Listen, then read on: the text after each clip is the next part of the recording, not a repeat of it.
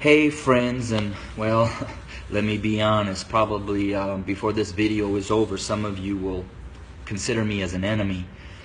But I wanted to share a couple minutes about my thoughts, not only on the tragedies that we have been experiencing over these past months, and especially these last couple of days with the shootings of our black men, but what I'm coming to learn over my 23-year journey of being a white man, living and ministering amongst my black family here in several inner cities of Chicago.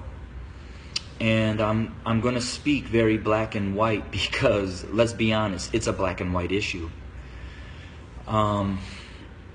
I want to take you to the book of Exodus, chapter 1, and I wanted to share a little bit of what took place prior to the rise of Moses. When I read that, it talked about that the Pharaoh became concerned and very fearful that the Hebrew slaves were growing in number and in power.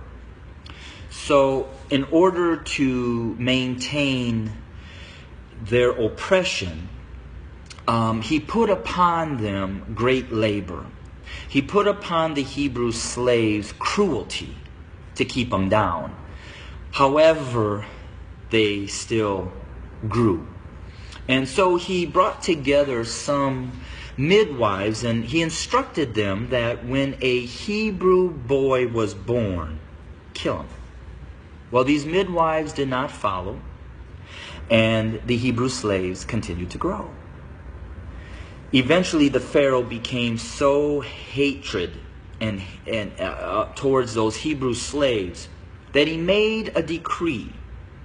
He put out an order that male baby boy Hebrew slaves were to be killed by casting them into the Nile River.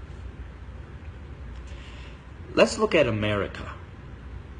We brought blacks into this country as slaves. We never intended them to be anything other than a slave. But they began to grow in number and in power, and eventually they fought their way to some freedom. So we became even more cruel. And to keep our black Americans down, we lynched. But yet they rose. So then we used the welfare system, the criminal justice system, to keep them down, to contain them, to destroy them. But yet they rose, and they're rising. Then we built prisons and jails to hold them. Yet they rose. And so now we are doing exactly what the Pharaoh did at the end, sending out a decree: kill them.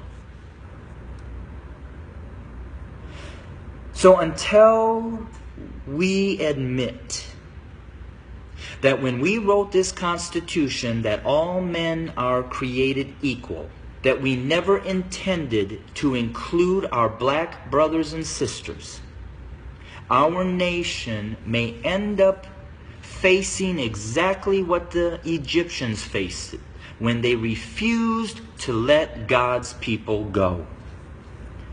So I'm going to say this to my white fellow Americans, that the bloodshed that is on its way is not on the hands of our fellow black Americans, but is on our hands.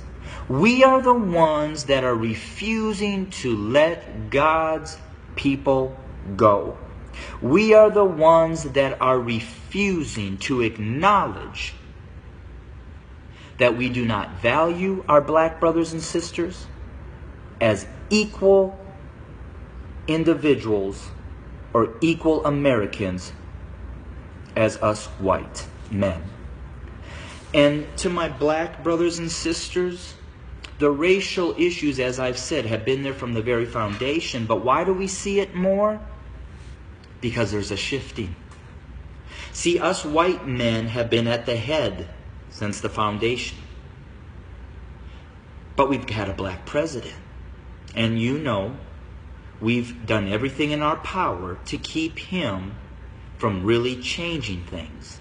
Now we have another minority rising to the top, a white female. What does that say? Those of us who are white men who have been at the head are now starting to see and fear that we are going to become the tail. And we know what we've done to you. And so now we're fearful that you're going to do to us what we have done to you. But I will say this. I've lived in a black community for 23 years. I've never been treated the way that this country has treated my black Americans. So I call out my white Americans to say we better heed, repent, acknowledge, and change. Because if we don't, I just want to again say this. The bloodshed that we will experience is on our hands, not the hands of our fellow black Americans. I welcome your comments. I welcome your feedback. Hit me up on Facebook or go to my webpage at www.studio2911.org. Again, that's studio2911.org.